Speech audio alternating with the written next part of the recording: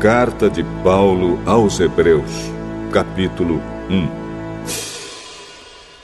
Antigamente, por meio dos profetas, Deus falou muitas vezes e de muitas maneiras aos nossos antepassados.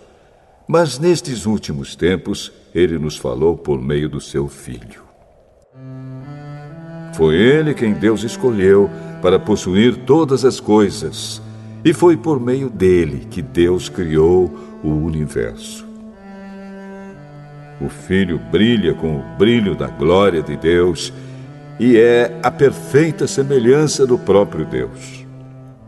Ele sustenta o universo com a sua palavra poderosa. E depois de ter purificado os seres humanos dos seus pecados, sentou-se no céu, do lado direito de Deus, o Todo-Poderoso. Assim Deus fez com que o Filho fosse superior aos anjos e lhe deu um nome que é superior ao nome deles. Pois Deus nunca disse a nenhum dos seus anjos: "Você é o meu filho, hoje eu me tornei o seu pai." E também não disse a respeito de nenhum anjo: "Eu serei o pai dele, e ele será o meu filho." Porém, quando Deus enviou ao mundo seu primeiro filho, ele disse: "Que todos os anjos de Deus o adorem." A respeito dos anjos, Deus disse: "Deus faz com que os seus anjos se tornem ventos, e os seus servidores chamas de fogo." Mas a respeito do Filho, ele disse: "O teu reino, ó Deus, vai durar para todo sempre. Tu governarás o teu povo com justiça. Tu amas o bem e odeias o mal. Foi por isso que Deus, o teu Deus, te escolheu e te deu a alegria de receber uma honra muito maior do que a dos teus companheiros." E as Escrituras também dizem: "Tu, Senhor, no começo criaste a terra, e com as tuas próprias mãos fizeste os céus. A terra e o céu vão acabar, mas tu viverás para sempre. Eles ficarão velhos como roupa. Tu os dobrarás como se dobra um casaco, e serão trocados como se troca de roupa. Mas tu és sempre o mesmo, e a tua vida não tem fim." Deus nunca disse a nenhum dos seus anjos: "Sente-se do meu lado direito, até que eu ponha os seus inimigos como estrado debaixo dos seus pés." Então, o que são os anjos? Todos eles são espíritos que servem a Deus, os quais ele envia para ajudar os que vão receber a salvação.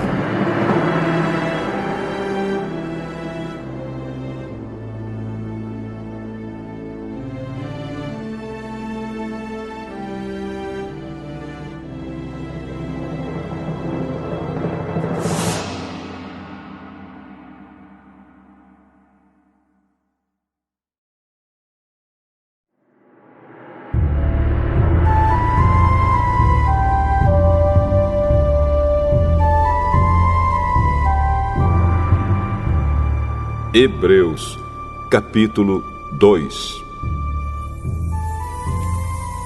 Por isso devemos prestar mais atenção nas verdades que temos ouvido, para não nos desviarmos delas. Não há dúvida de que a mensagem que foi dada por meio dos anjos é verdadeira. E aqueles que não a seguiram nem foram obedientes a ela, receberam o castigo que mereciam. Sendo assim, como é que nós escaparemos do castigo se desprezarmos uma salvação tão grande? Primeiro, o próprio Senhor Jesus anunciou essa salvação, e depois aqueles que a ouviram nos provaram que ela é verdadeira. Ao mesmo tempo, por meio de sinais de poder, maravilhas e muitos tipos de milagres, Deus confirmou o testemunho deles. E, de acordo com sua vontade, distribuiu também os dons do Espírito Santo. Pois Deus não deu aos anjos o poder de governar o mundo novo que está por vir, o mundo do qual estamos falando. Pelo contrário, em alguma parte das Escrituras Sagradas, alguém afirma: que é um simples ser humano, ó Deus, para que penses nele? Que é o ser mortal para que te preocupes com ele? Tu o colocaste por pouco tempo em posição inferior à dos anjos. Tu lhe deste a glória e a honra de um rei e puseste todas as coisas debaixo do domínio dele. Quando se diz que Deus pôs todas as coisas debaixo do domínio dele, isso quer dizer que nada ficou de fora. Porém, não vemos o ser humano governando hoje todas as coisas. Mas nós vemos Jesus fazendo isso. Por um pouco de tempo, ele foi colocado em posição inferior à dos anjos, para que, pela graça de Deus, ele morresse por todas as pessoas. Agora nós o vemos coroado de glória e de honra por causa da morte que ele sofreu. Pois Deus, que cria e sustenta todas as coisas, fez o que era apropriado e tornou Jesus perfeito por meio do sofrimento. Deus fez isso a fim de que muitos, isto é, os seus filhos, tomassem parte na glória de Jesus. Pois é Jesus quem os guia para a salvação. Jesus purifica as pessoas dos seus pecados, e todos, tanto ele como os que são purificados, têm o mesmo Pai. É por isso que Jesus não se envergonha de chamá-los de irmãos. Como ele diz: ó Deus, eu falarei a respeito de ti aos meus irmãos e te louvarei na reunião do povo. Diz também: eu confiarei nele. E diz ainda: aqui estou eu com os filhos que Deus me deu.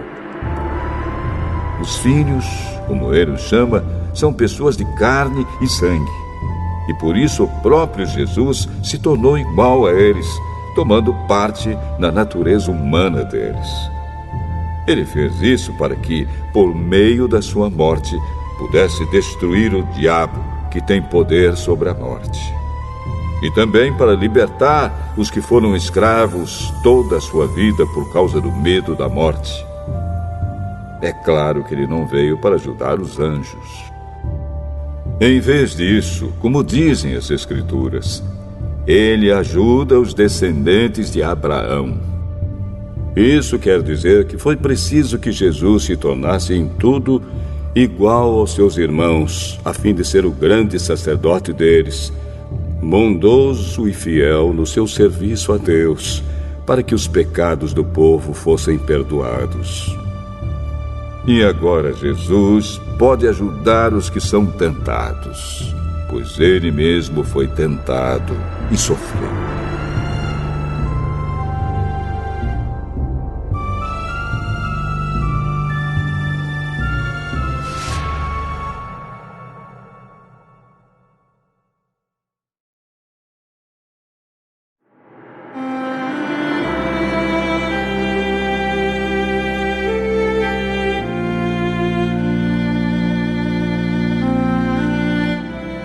Hebreus, capítulo 3. Meus irmãos na fé, vocês que também foram chamados por Deus, olhem para Jesus, que Deus enviou para ser o grande sacerdote da fé que professamos. Pois ele foi fiel a Deus, que o escolheu para esse serviço, assim como Moisés foi fiel no seu trabalho em toda a casa de Deus.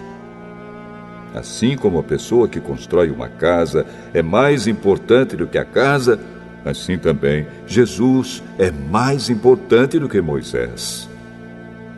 Uma casa tem de ser construída por alguém, mas Deus é o construtor de tudo o que existe. E Moisés foi um servo fiel no seu trabalho na casa de Deus e falou das coisas que Deus ia dizer no futuro. Mas Cristo é fiel como filho que dirige a casa de Deus. E nós seremos a sua casa se conservarmos a nossa coragem e a nossa confiança naquilo que esperamos. Por isso, como diz o Espírito Santo, se hoje vocês ouvirem a voz de Deus, não sejam teimosos como foram os seus antepassados, quando se revoltaram contra ele no dia em que eles o puseram à prova no deserto. Ali os antepassados de vocês me desafiaram e me puseram à prova, embora eles tivessem visto o que eu fiz durante 40 anos. Por isso fiquei irritado com aquela gente e disse: eles são gente de coração perverso e não querem obedecer aos meus mandamentos. Eu fiquei irado e fiz este juramento: eles nunca entrarão na terra prometida, onde eu lhes teria dado descanso. Meus irmãos, cuidado para que nenhum de vocês tenha um coração tão mau e descrente que o leve a se afastar do Deus vivo. Pelo contrário, enquanto esse hoje de que falam as Escrituras Sagradas se aplicar a nós, animem uns aos outros, a fim de que nenhum de vocês se deixe enganar pelo pecado, nem endureça o seu coração. Pois seremos companheiros de Cristo se continuarmos firmes até o fim na confiança que temos tido desde o princípio. É isso que as Escrituras Sagradas dizem. Se hoje vocês ouvirem a voz de Deus, não sejam teimosos como foram os seus antepassados quando se revoltaram contra ele. Quem foi que ouviu a voz de Deus e se revoltou contra ele? Foram todos os que Moisés tirou do Egito. Com quem foi que Deus se irritou durante 40 anos? Foi com os que pecaram e caíram mortos no deserto.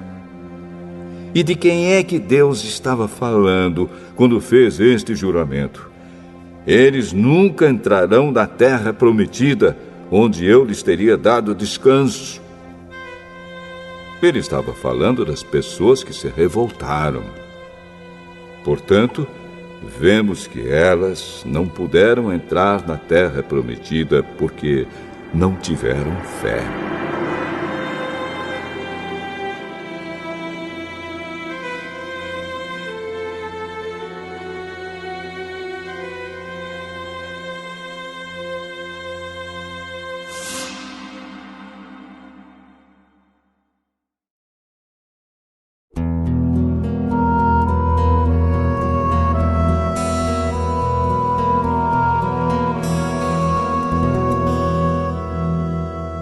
Hebreus, capítulo 4. Deus nos deixou a promessa de que podemos receber o descanso de que Ele falou. Portanto, tenhamos muito cuidado para que Deus não julgue que algum de vocês tenha falhado, deixando assim de receber esse descanso. Pois, assim como aquelas pessoas ouviram, também nós ouvimos a boa notícia. Elas ouviram a mensagem, porém, ela não lhes fez nenhum bem, porque quando a ouviram, não a receberam com fé. Portanto, nós, os que cremos, recebemos o descanso prometido por Deus, como Ele mesmo disse. Eu fiquei irado e fiz este juramento: eles nunca entrarão na terra prometida, onde eu lhes teria dado descanso. Ele disse isso, embora o seu trabalho já estivesse terminado, desde o tempo em que havia criado o mundo. Pois a respeito do sétimo dia está escrito o seguinte em alguma parte das Escrituras Sagradas: no sétimo dia Deus descansou de todo o trabalho que ele havia feito. E o mesmo assunto é repetido: eles nunca entrarão na terra prometida, onde eu lhes teria dado descanso. Aqueles que foram os primeiros a ouvir a boa notícia não tiveram fé e por isso não receberam esse descanso. Portanto, há outros que vão recebê-lo. A prova disso é que Deus marca outro dia chamado hoje. Ele falou disso muitos anos depois, por meio de Davi, no trecho das Escrituras já citado. Se hoje vocês ouvirem a voz de Deus, não sejam teimosos. Se Josué tivesse dado ao povo esse descanso, Deus não teria falado mais tarde a respeito de outro dia. Assim, ainda fica para o povo de Deus um descanso, como o descanso de Deus no 7º dia.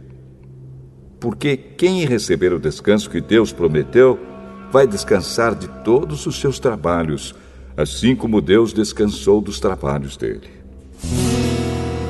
Portanto, façamos tudo para receber esse descanso, e assim nenhum de nós deixará de recebê-lo, como aconteceu com aquelas pessoas por terem se revoltado. Pois a palavra de Deus é viva e poderosa, e corta mais do que qualquer espada afiada dos dois lados. Ela vai até o lugar mais fundo da alma e do espírito, vai até o íntimo das pessoas e julga os desejos e pensamentos do coração delas. Não há nada que se possa esconder de Deus. Em toda a criação, tudo está descoberto e aberto diante dos seus olhos, e é a Ele que todos nós teremos de prestar contas. Portanto, fiquemos firmes na fé que anunciamos, pois temos um grande sacerdote poderoso, Jesus, o Filho de Deus, o qual entrou na própria presença de Deus.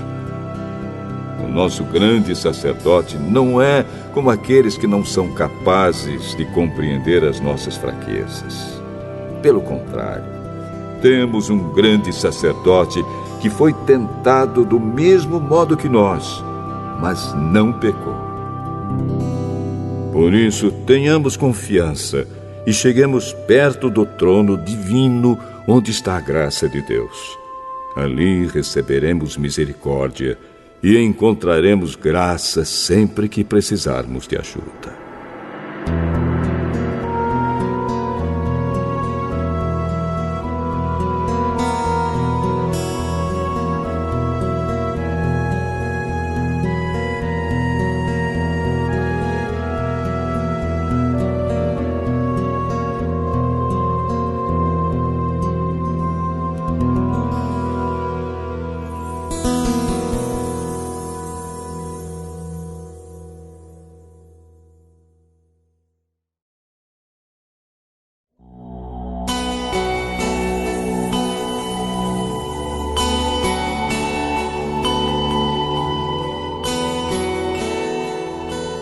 Hebreus, capítulo 5.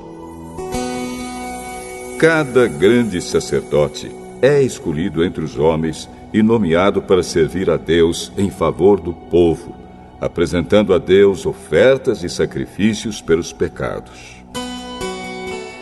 Como ele próprio tem as suas fraquezas, pode ter paciência com os ignorantes e com os que cometem erros. E porque ele mesmo é fraco, precisa oferecer sacrifícios não somente pelos pecados do povo, mas também pelos seus próprios pecados. Ninguém escolhe para si mesmo a honra de ser grande sacerdote. É somente pela vontade de Deus que um homem é chamado para ser grande sacerdote, como aconteceu com Arão. Assim também Cristo não tomou para si mesmo a honra de ser grande sacerdote. Foi Deus quem lhe deu essa honra, pois lhe disse: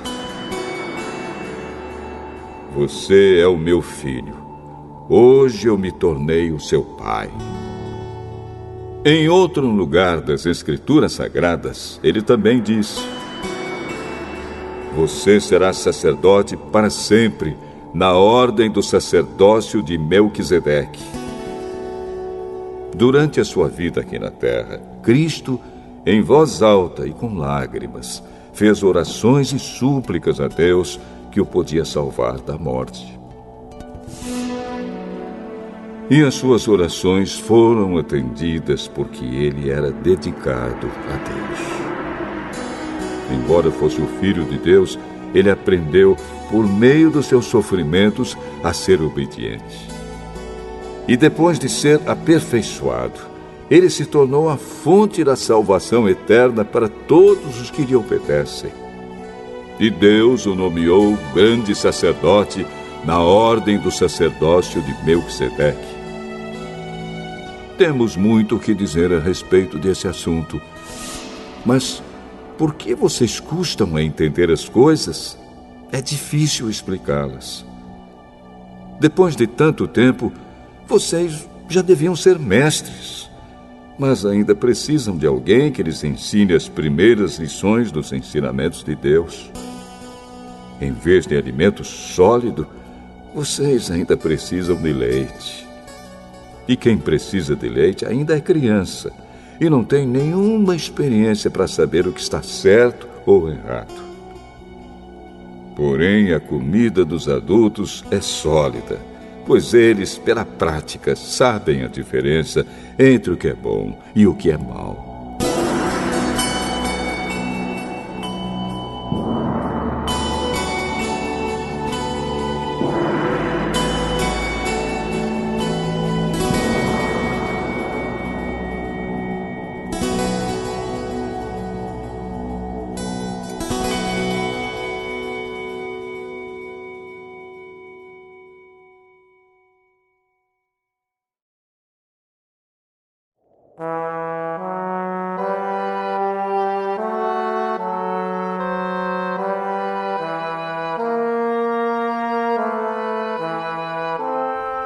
Hebreus, capítulo 6. Assim, vamos em frente a fim de chegarmos ao ensinamento de adultos, deixando para trás as primeiras lições da mensagem de Cristo. Nós não vamos colocar de novo as bases dessa mensagem, isto é, a necessidade de abandonar uma vida inútil e de crer em Deus. O ensinamento a respeito dos batismos e da cerimônia de pôr as mãos sobre os cristãos, e a ressurreição dos mortos e o julgamento eterno. Vamos em frente, e se Deus quiser, é isso que faremos. Como é que as pessoas que abandonaram a fé podem se arrepender de novo? Elas já estavam na luz de Deus, já haviam experimentado o dom do céu e recebido a sua parte do Espírito Santo. Já haviam conhecido por experiência que a palavra de Deus é boa e tinham experimentado os poderes do mundo que há de vir. Mas depois abandonaram a fé. É impossível levar essas pessoas a se arrependerem de novo, pois estão crucificando outra vez o Filho de Deus e zombando publicamente dele. Deus abençoa a terra que recebe a chuva, a qual muitas vezes cai sobre ela e produz plantas úteis para aqueles que trabalham nela. Mas a terra que produz mato e espinhos não serve para nada. Ela corre o perigo de ser amaldiçoada por Deus e acaba sendo queimada. Porém, ainda que falemos dessa maneira, meus queridos irmãos, estamos certos de que vocês têm as melhores bênçãos que vêm da salvação. Deus não é injusto. Ele não esquece o trabalho que vocês fizeram, nem o amor que lhe mostraram na ajuda que deram e ainda estão dando aos seus irmãos na fé. O nosso profundo desejo é que cada um de vocês continue com entusiasmo até o fim, para que de fato recebam o que esperam. Não queremos que se tornem preguiçosos, mas que sejam como os que creem e têm paciência, para que assim recebam o que Deus prometeu. Deus fez a promessa a Abraão e jurou cumpri-la. E como não havia ninguém maior do que ele mesmo, Deus jurou pelo seu próprio nome. Ele disse a Abraão: Eu prometo que abençoarei você ricamente e lhe darei muitos descendentes. Abraão teve paciência e por isso recebeu o que Deus havia prometido. Quando alguém jura, usa o nome de uma pessoa que é maior do que ele e o juramento acaba com qualquer discussão. Deus quis deixar bem claro aos que iam receber o que ele havia prometido que jamais mudaria sua decisão. Por isso, junto com a promessa, fez o juramento. Portanto, há duas coisas que não podem ser mudadas, e a respeito delas, Deus não pode mentir. E assim nós, que encontramos segurança nele, nos sentimos muito encorajados a nos manter firmes na esperança que nos foi dada.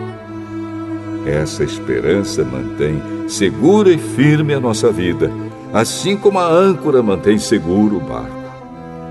Ela passa pela cortina do templo do céu e entra no lugar santíssimo celestial. Foi lá que, para o nosso bem, Jesus entrou antes de nós. E ele se tornou para sempre o grande sacerdote, na ordem do sacerdócio de Melquisedeque.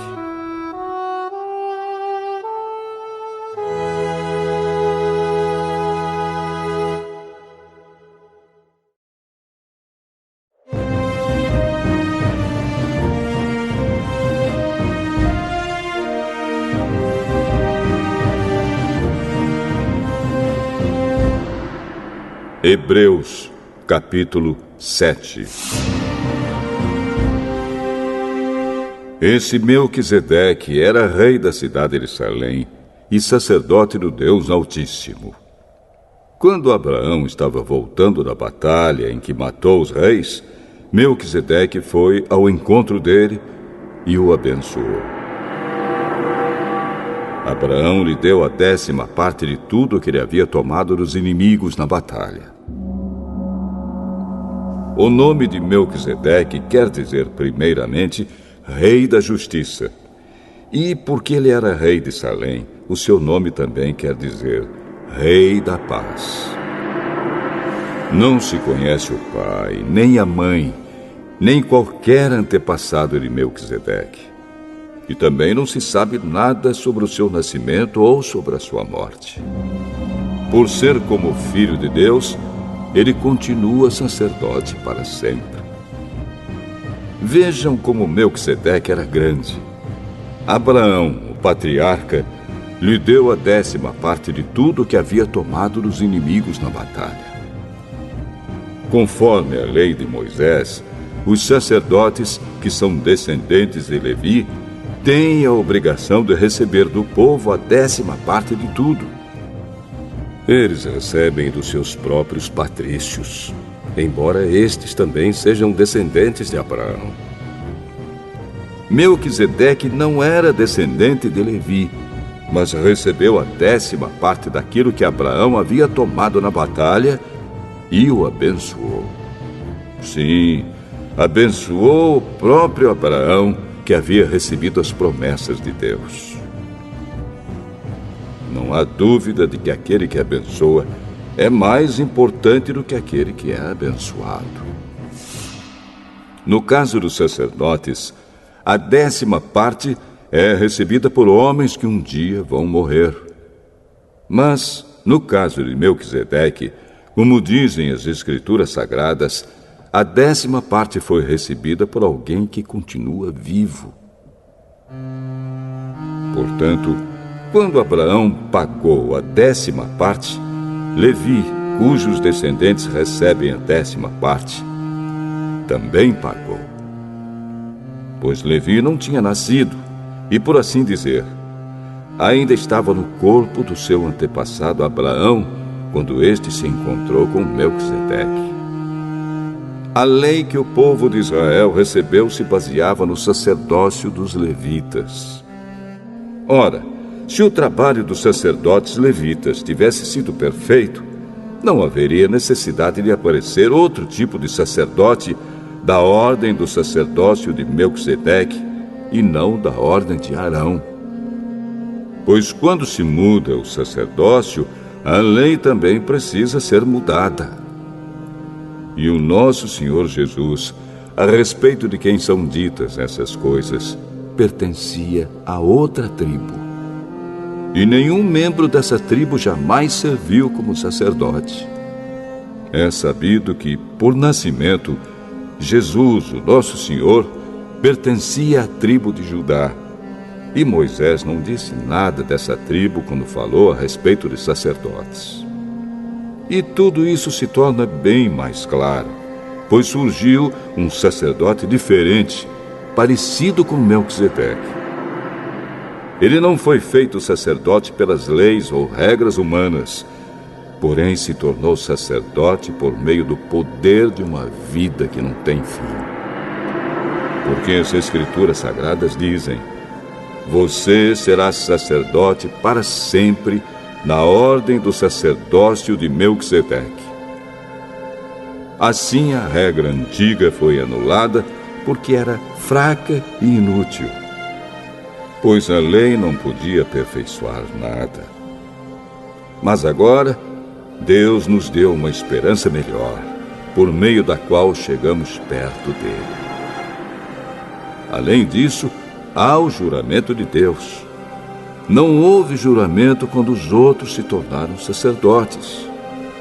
Porém, houve juramento quando Jesus se tornou sacerdote, pois Deus lhe disse: o Senhor jurou e não voltará atrás.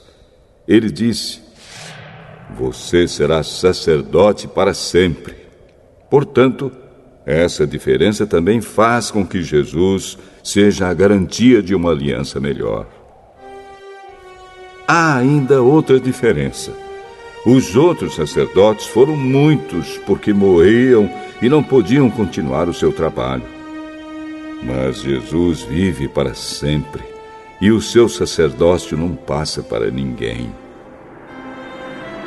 E por isso ele pode, hoje e sempre, salvar as pessoas que vão a Deus por meio dele, porque Jesus vive para sempre a fim de pedir a Deus em favor delas.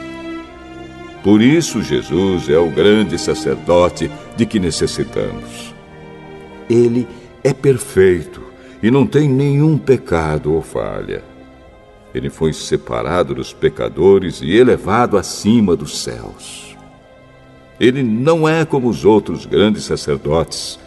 Não precisa oferecer sacrifícios todos os dias, primeiro pelos seus próprios pecados e depois pelos pecados do povo. Ele ofereceu um sacrifício uma vez por todas, quando se ofereceu a si mesmo. A lei de Moisés escolheu homens que são imperfeitos para serem grandes sacerdotes. Mas, pela promessa feita com juramento, a qual veio depois da lei de Moisés, Deus escolhe o Filho que se tornou perfeito para sempre.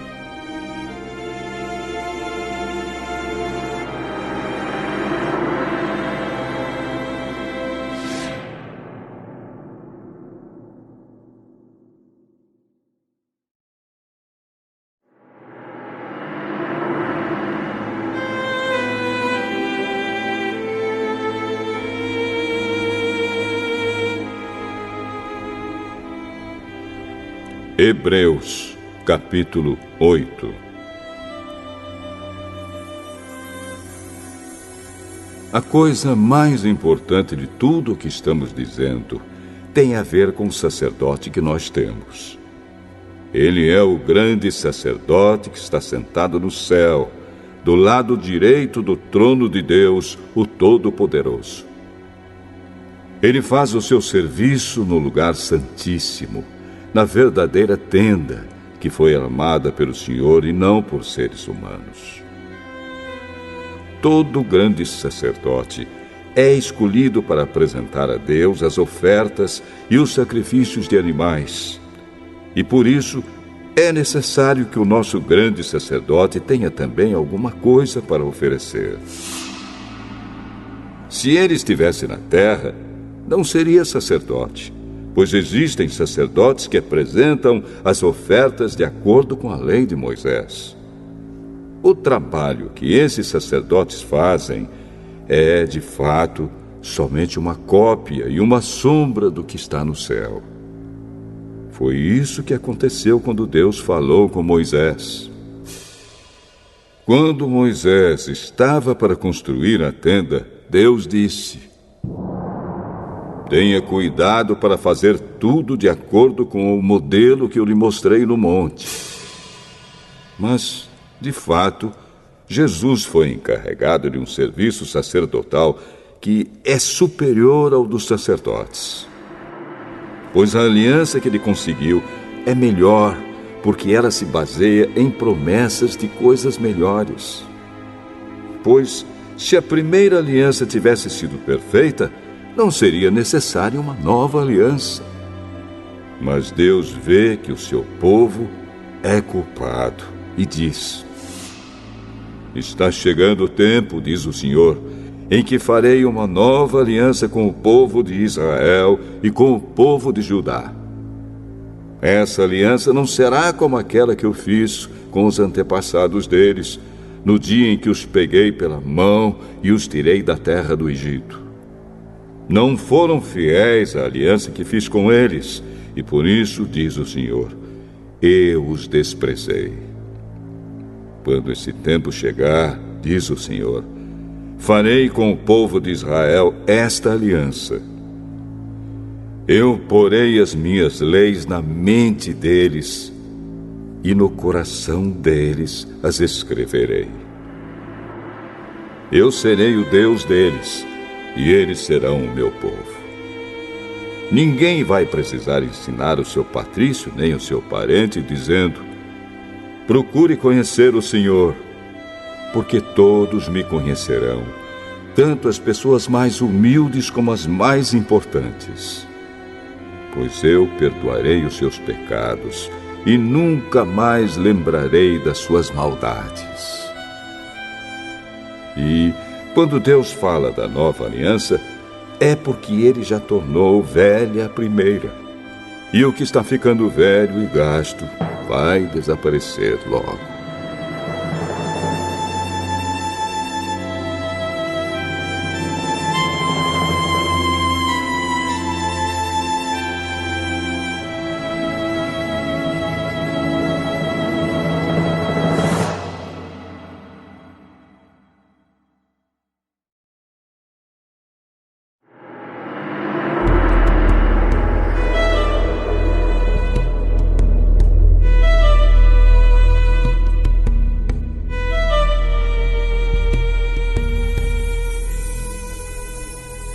Hebreus, capítulo 9. A primeira aliança tinha leis sobre adoração e tinha também um santuário construído por seres humanos onde se adorava a Deus. Foi armada uma tenda dividida em duas partes. Na parte da frente, chamada Lugar Santo, ficavam o candelabro e a mesa com os pães oferecidos a Deus. Atrás da segunda cortina ficava a parte que era chamada de Lugar Santíssimo. Ali estava colocado o altar de ouro, onde era queimado o incenso, e também estava colocada a arca da aliança, toda coberta de ouro.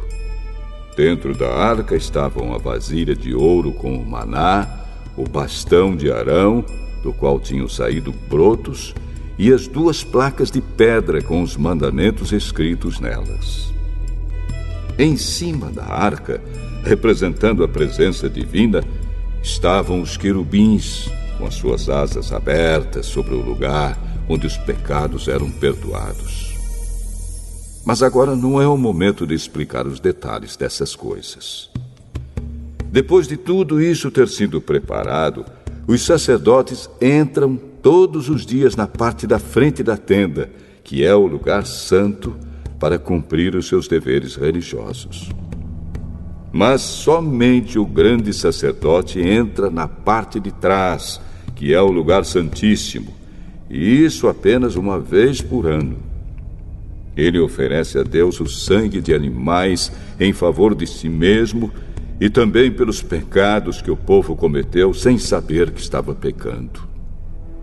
Por meio disso tudo, o Espírito Santo nos ensina de modo bem claro que a entrada para o lugar santíssimo ainda não foi aberta enquanto a parte da frente, que é o lugar santo, continuar sendo usada.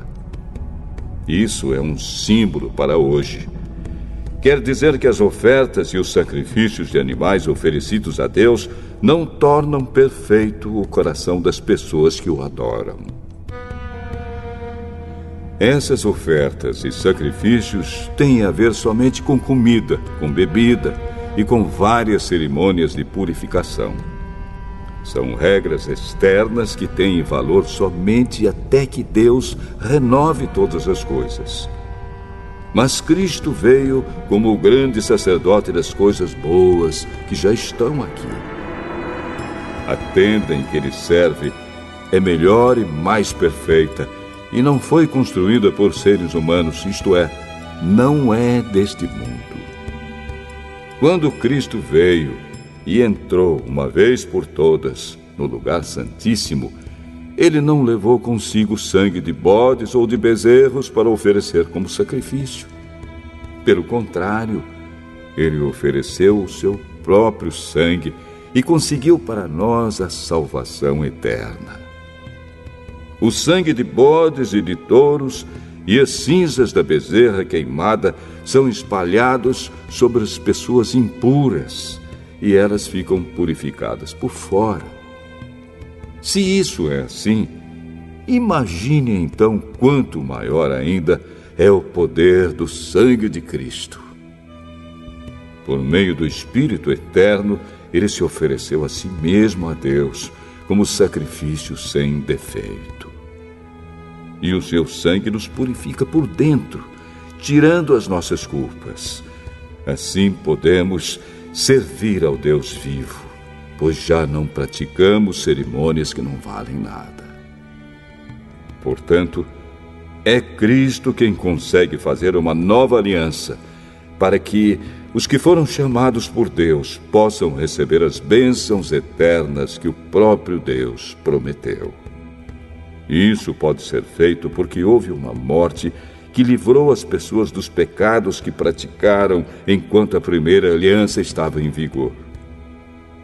Onde há um testamento, é necessário provar que a pessoa que o fez já morreu. Pois o testamento não vale nada enquanto estiver vivo quem o fez. Só depois da morte dessa pessoa é que o testamento tem valor. É por isso que a primeira aliança entrou em vigor somente com o uso do sangue de animais. Em primeiro lugar, Moisés anunciou ao povo todos os mandamentos conforme estavam na lei. Depois pegou o sangue dos bezerros e dos bodes, misturou com água e borrifou o livro da lei e todo o povo, usando lã tingida de vermelho e hisopo. Então disse: Este é o sangue que sela a aliança que Deus mandou vocês obedecerem. Da mesma forma, Moisés também borrifou sangue sobre a tenda e sobre todos os objetos usados na adoração. De fato, de acordo com a lei, quase tudo é purificado com sangue. E não havendo derramamento de sangue, não há perdão de pecados. Essas coisas, que eram cópias das realidades celestiais, deviam ser purificadas desse modo. Mas as próprias coisas celestiais exigem sacrifícios bem melhores.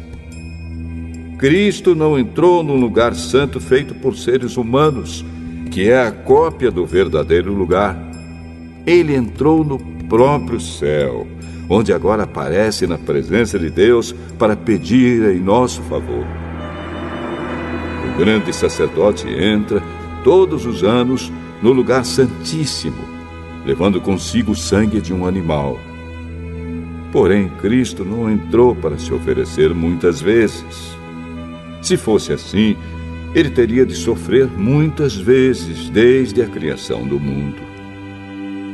Pelo contrário, uma vez por todas ele apareceu agora, quando os tempos estão chegando ao fim, para tirar os pecados por meio do sacrifício de si mesmo. Cada pessoa tem de morrer uma vez só e depois ser julgada por Deus. Assim também Cristo foi oferecido uma só vez em sacrifício para tirar os pecados de muitas pessoas. Depois ele aparecerá pela segunda vez, não para tirar pecados, mas para salvar as pessoas que estão esperando por ele.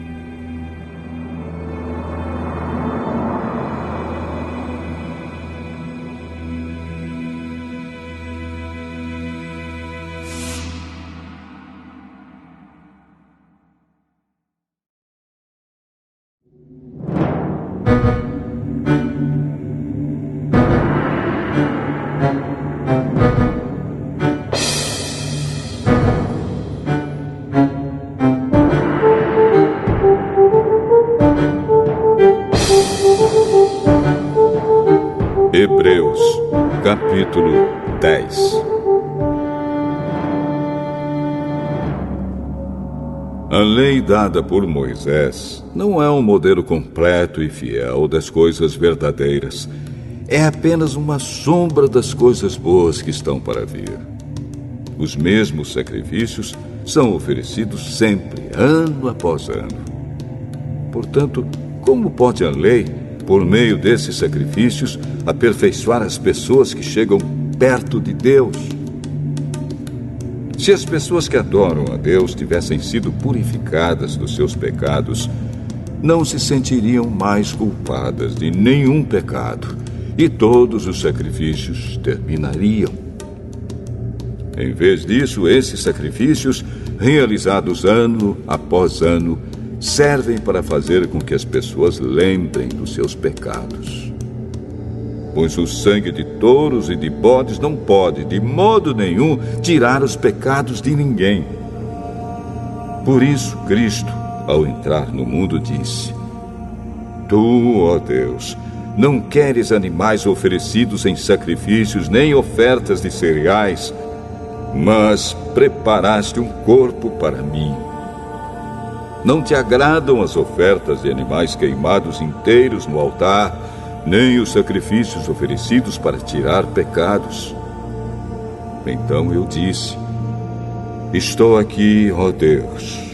Venho fazer a tua vontade, assim como está escrito a meu respeito no livro da lei. Primeiro ele disse: Tu não queres sacrifícios ou ofertas de animais, e não te agradam as ofertas dos animais queimados inteiros no altar, nem os sacrifícios oferecidos para tirar pecados. Ele disse isso embora todos os sacrifícios sejam oferecidos de acordo com a lei. Depois ele disse: Estou aqui, ó Deus, para fazer a tua vontade. Assim Deus acabou com todos os antigos sacrifícios e pôs no lugar deles o sacrifício de Cristo. E porque Jesus Cristo fez o que Deus quis, nós somos purificados do pecado pela oferta que ele fez, uma vez por todas, do seu próprio corpo.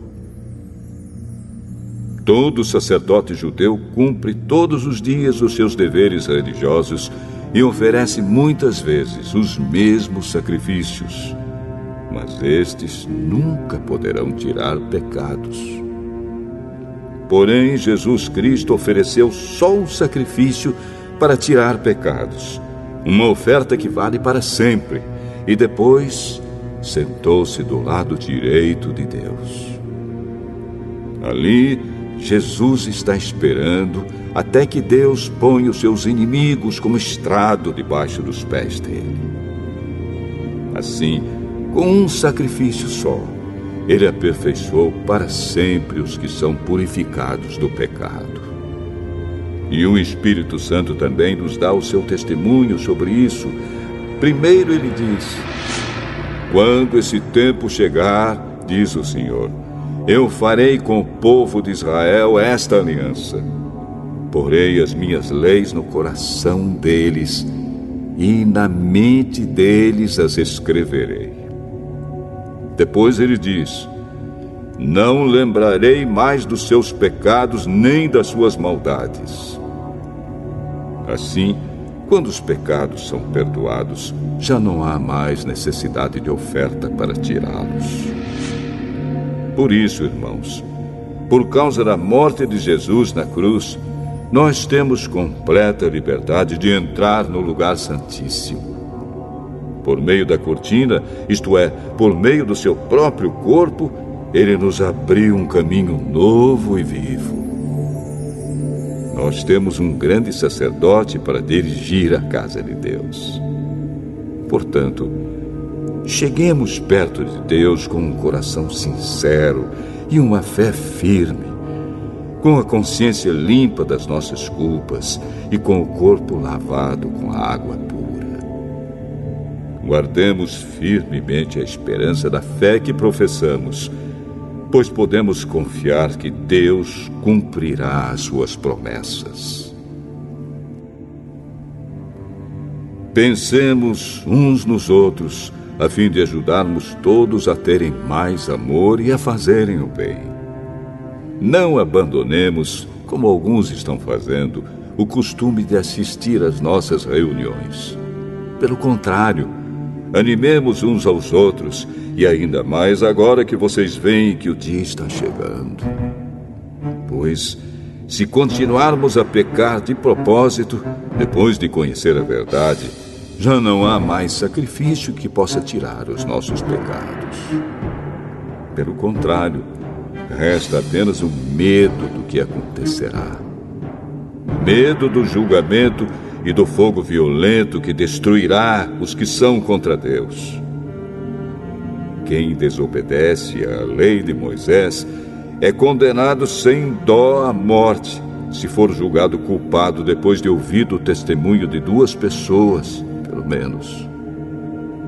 Então, o que será que vai acontecer com os que desprezam o Filho de Deus e consideram como coisa sem valor o sangue da aliança de Deus, que os purificou? E o que acontecerá com quem insulta o Espírito de Deus, que o ama? Imaginem como será pior ainda o castigo que essa pessoa vai merecer. Pois sabemos quem foi que disse: eu me vingarei, eu acertarei contas com eles. E quem também disse: o Senhor julgará o seu povo. Que coisa terrível é cair nas mãos do Deus vivo. Lembrem do que aconteceu no passado. Naqueles dias, depois que a luz de Deus os iluminou, vocês sofreram muitas coisas, mas não foram vencidos na luta. Alguns foram insultados e maltratados publicamente, e em outras ocasiões vocês estavam prontos para tomar parte no sofrimento dos que foram tratados assim. Vocês participaram do sofrimento dos prisioneiros. E quando tudo o que vocês tinham foi tirado, vocês suportaram isso com alegria, porque sabiam que possuíam uma coisa muito melhor, que dura para sempre. Portanto, não percam a coragem, pois ela traz uma grande recompensa. Vocês precisam ter paciência para poder fazer a vontade de Deus e receber o que Ele promete. Pois, como Ele diz nas Escrituras Sagradas, um pouco mais de tempo, um pouco mesmo, e virá aquele que tem de vir. Ele não vai demorar. E todos aqueles que eu aceito terão fé em mim e viverão. Mas, se uma pessoa voltar atrás, eu não ficarei contente com ela. Nós não somos gente que volta atrás e se perde. Pelo contrário, temos fé e somos salvos.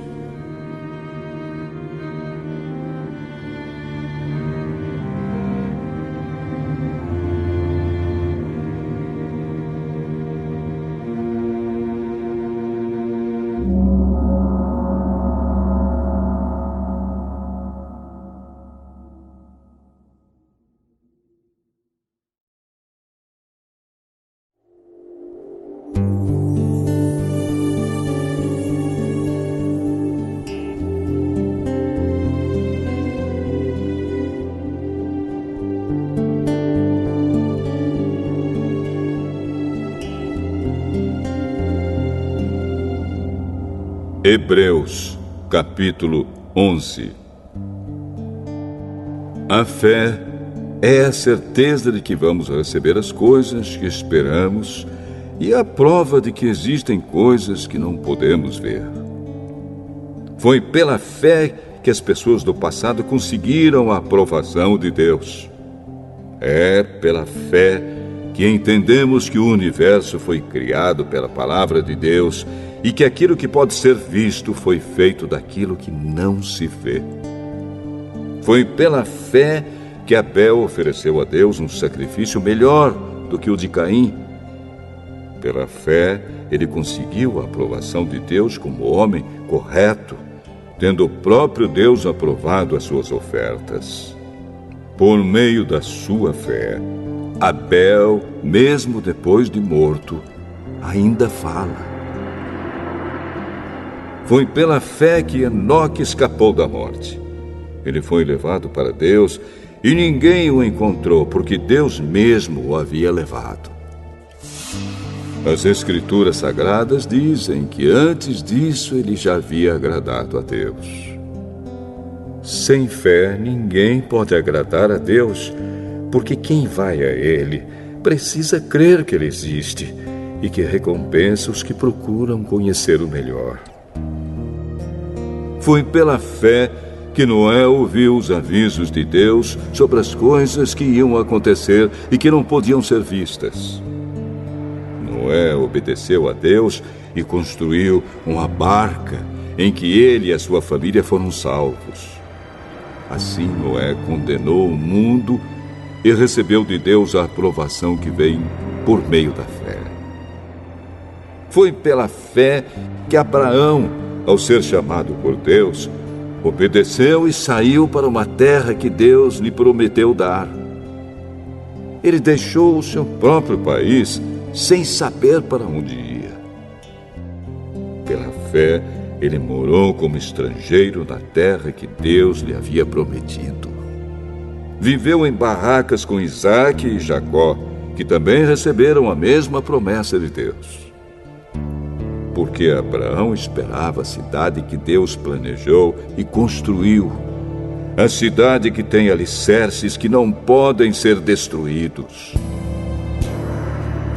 Foi pela fé que Abraão se tornou pai, embora fosse velho demais, e a própria Sara não pudesse mais ter filhos. Ele creu que Deus ia cumprir a sua promessa. Assim, de um só homem, que estava praticamente morto, nasceram tantos descendentes como as estrelas do céu, tão numerosos como os grãos de areia da praia do mar. Todos esses morreram cheios de fé. Não receberam as coisas que Deus tinha prometido, mas as viram de longe e ficaram contentes por causa delas.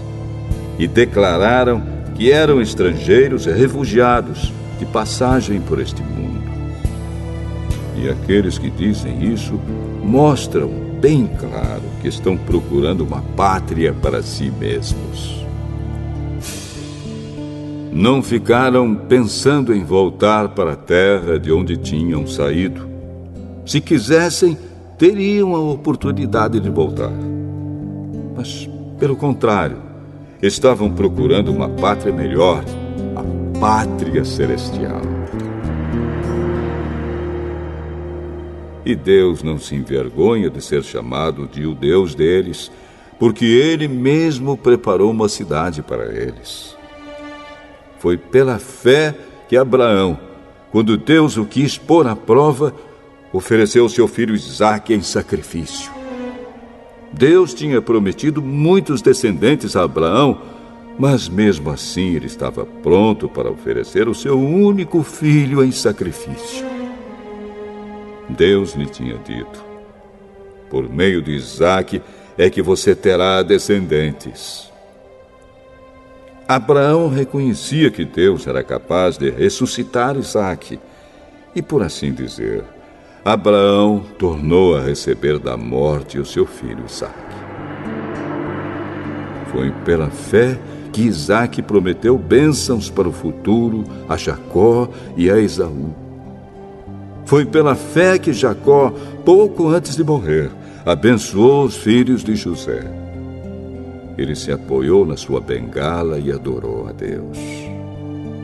Foi pela fé que José, quando estava para morrer, falou da saída dos israelitas do Egito e deu ordens sobre o que deveria ser feito com o seu corpo.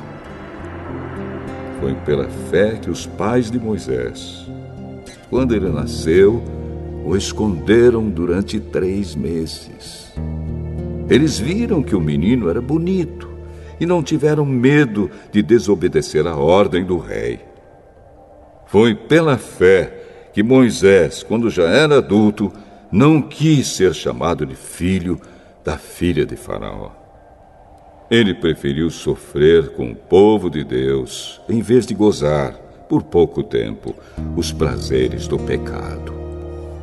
Ele achou que era muito melhor sofrer o desprezo por causa do Messias do que possuir todos os tesouros do Egito.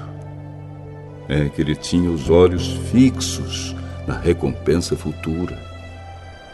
Foi pela fé que Moisés saiu do Egito, sem ter medo da raiva do rei, e continuou firme, como se estivesse vendo o Deus invisível.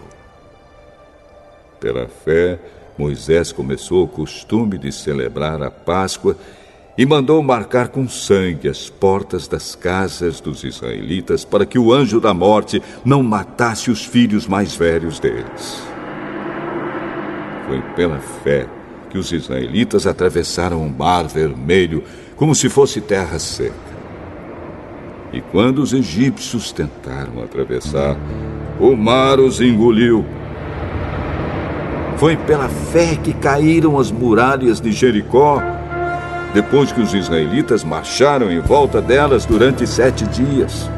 Foi pela fé que Raabe, a prostituta, não morreu com os que tinham desobedecido a Deus, pois ela havia recebido bem os espiões israelitas. O que mais posso dizer? O tempo é pouco para falar de Gideão, de Baraque, de Sansão, de Jefté, de Davi, de Samuel e dos profetas. Pela fé, eles lutaram contra nações inteiras e venceram.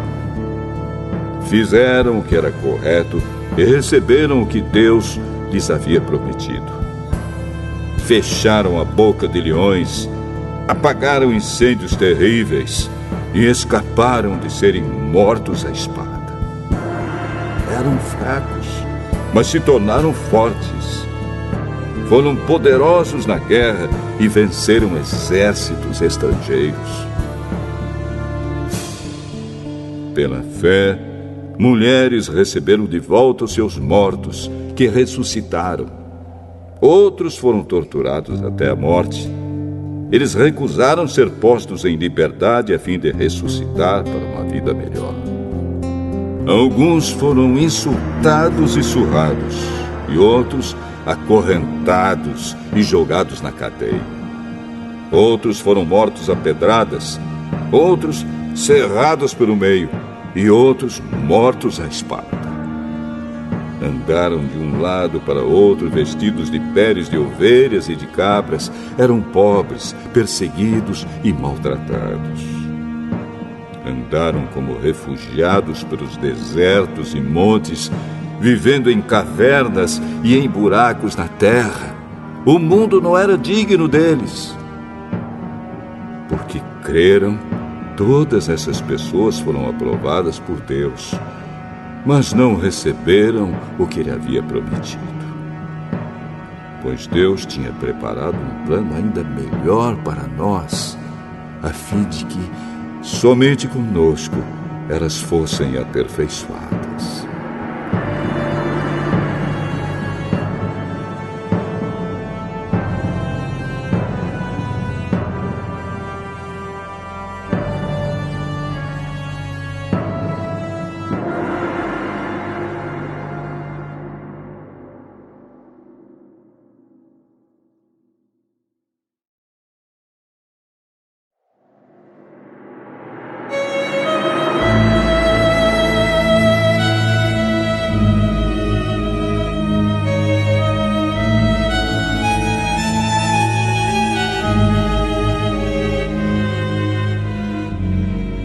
Hebreus, capítulo 12.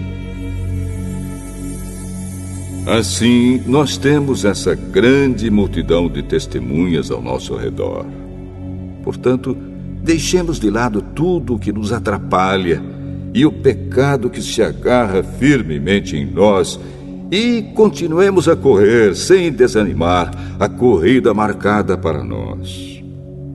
Conservemos os nossos olhos fixos em Jesus, pois é por meio dele que a nossa fé começa, e é ele quem aperfeiçoa essa fé. Ele não deixou que a cruz fizesse com que ele desistisse. Pelo contrário, por causa da alegria que lhe foi prometida, ele não se importou com a humilhação de morrer na cruz e agora está sentado do lado direito do trono de Deus. Pensem no sofrimento dele e como suportou com paciência o ódio dos pecadores. Assim vocês não desanimem, nem desistam, porque na luta contra o pecado vocês ainda não tiveram de combater até a morte. Será que vocês já esqueceram as palavras de encorajamento que Deus lhes disse, como se vocês fossem filhos dele? Pois ele disse: preste atenção, meu filho, quando o Senhor o castiga, e não se desanime quando ele o repreende. Pois o Senhor corrige quem ele ama e castiga quem ele aceita como filho. Suportem o sofrimento com paciência, como se fosse um castigo dado por um pai, pois o sofrimento de vocês mostra que Deus os está tratando como seus filhos. Será que existe algum filho que nunca foi corrigido pelo pai? Se vocês não são corrigidos, como acontece com todos os filhos de Deus, então não são filhos de verdade, mas filhos ilegítimos. No caso dos nossos pais humanos, eles nos corrigiam e nós os respeitávamos. Então devemos obedecer muito mais ainda ao nosso Pai Celestial, e assim viveremos. Os nossos pais humanos nos corrigiam durante pouco tempo, pois achavam que isso era certo.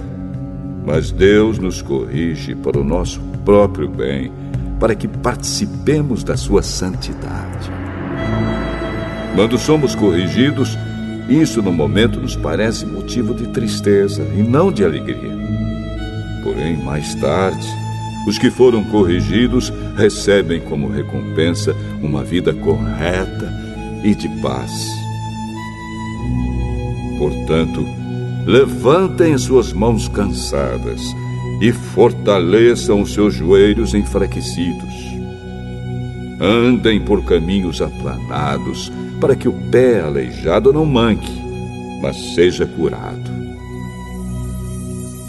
Procurem ter paz com todos e se esforcem para viver uma vida completamente dedicada ao Senhor, pois sem isso ninguém o verá. Tomem cuidado para que ninguém abandone a graça de Deus. Cuidado para que ninguém se torne como uma planta amarga que cresce e prejudica muita gente com o seu veneno. E tomem cuidado também para que ninguém se torne imoral ou perca o respeito pelas coisas sagradas, como Esaú, que por causa de um prato de comida vendeu seus direitos de filho mais velho. Como vocês sabem, depois ele quis receber a bênção do seu pai, mas foi rejeitado porque não encontrou um modo de mudar o que havia feito, embora procurasse fazer isso até mesmo com lágrimas. Vocês não foram como o povo de Israel. Vocês não chegaram perto de alguma coisa que se pode tocar, como o Monte Sinai com seu fogo destruidor, a escuridão e as trevas, a tempestade, o barulho de trombeta e o som de uma voz. Quando os israelitas ouviram a voz, pediram que ela não dissesse mais nada pois eles não podiam suportar a ordem que dizia: até um animal, se tocar o monte, deverá ser morto a pedradas. O que estavam vendo era tão terrível que Moisés disse: estou tremendo de medo. Pelo contrário, vocês chegaram ao Monte Sião e à cidade do Deus vivo, a Jerusalém celestial com seus milhares de anjos. Vocês chegaram à reunião alegre dos filhos mais velhos de Deus, isto é, daqueles que têm o nome deles escrito no céu. Vocês chegaram até Deus, que é o juiz de todos, e chegaram também aos espíritos dos que são corretos e que foram aperfeiçoados. Vocês chegaram até Jesus, que fez a nova aliança e que borrifou o sangue que fala de coisas muito melhores do que o sangue de Abel. Portanto, tenham cuidado e não recusem ouvir aquele que fala. Aqueles que recusaram ouvir a pessoa que entregou a mensagem divina na terra não puderam escapar.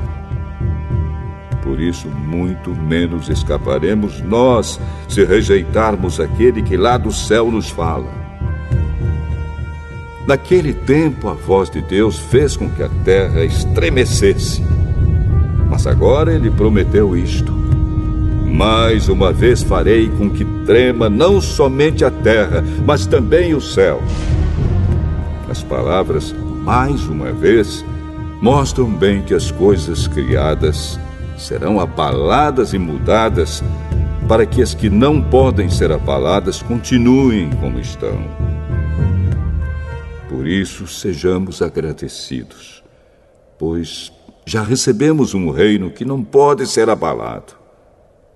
Sejamos agradecidos e adoremos a Deus de um modo que o agrade, com respeito e temor. Porque, na verdade, o nosso Deus é um fogo destruidor.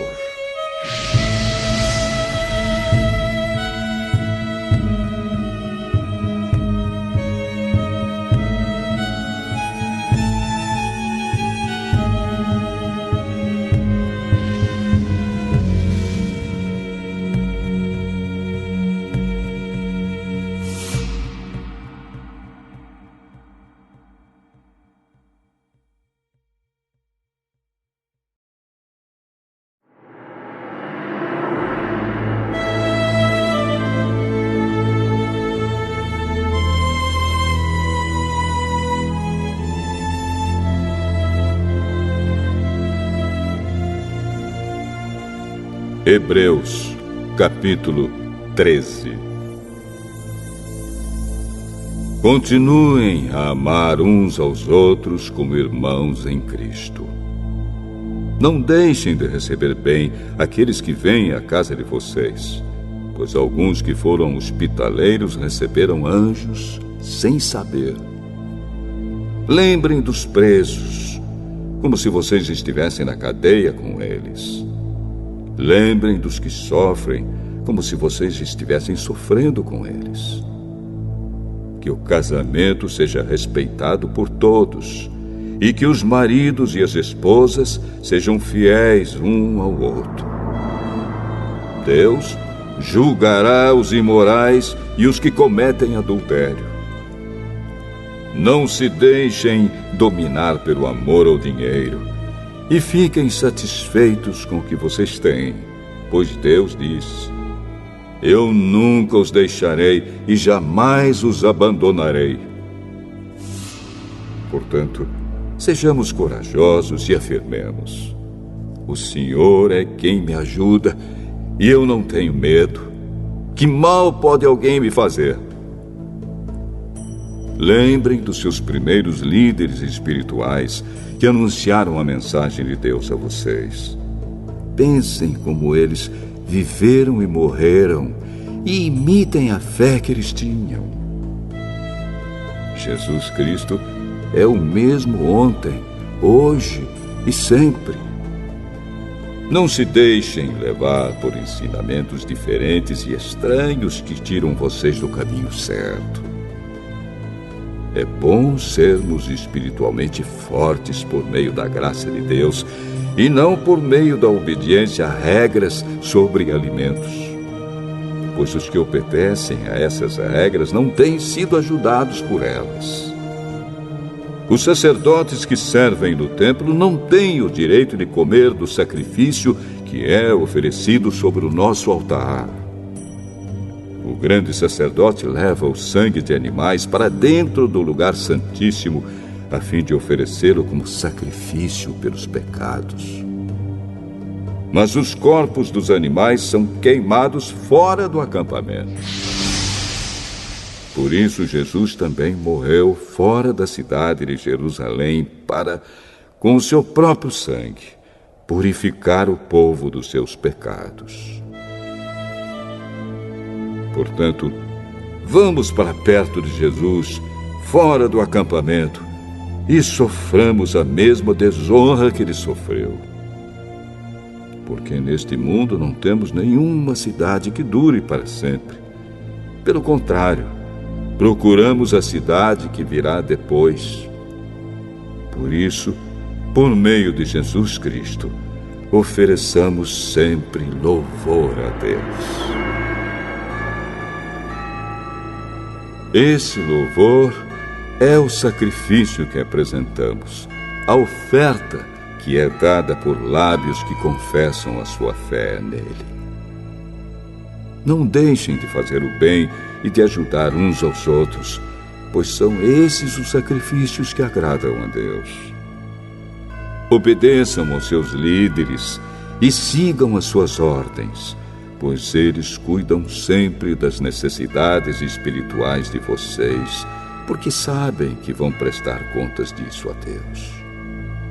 Se vocês obedecerem, eles farão o trabalho com alegria. Mas, se vocês não obedecerem, eles trabalharão com tristeza. E isso não ajudará vocês em nada. Continuem a orar por nós. Temos certeza de que a nossa consciência está limpa, pois sempre queremos fazer o que é correto. E peço a vocês, de modo todo especial, que orem para que Deus me mande de volta a vocês o mais depressa possível. Deus ressuscitou nosso Senhor Jesus, que por causa da sua morte na cruz, é o grande pastor do rebanho. E é por meio do sangue de Jesus que a aliança eterna é selada. Que o Deus de paz lhes dê tudo de bom que vocês precisam para fazer a sua vontade.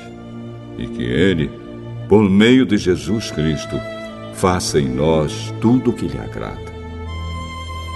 E a Cristo seja dada a glória para todos sempre. Amém. Meus irmãos, peço que escutem com paciência essas palavras de ânimo, pois esta carta que escrevi não é muito longa. Quero que saibam que o nosso irmão Timóteo já saiu da cadeia. Se ele vier logo, eu o levarei comigo quando for ver vocês. Saudações a todos os líderes da igreja daí e a todo o povo de Deus. Os irmãos da Itália também mandam saudações a vocês. Que a graça de Deus esteja com todos vocês.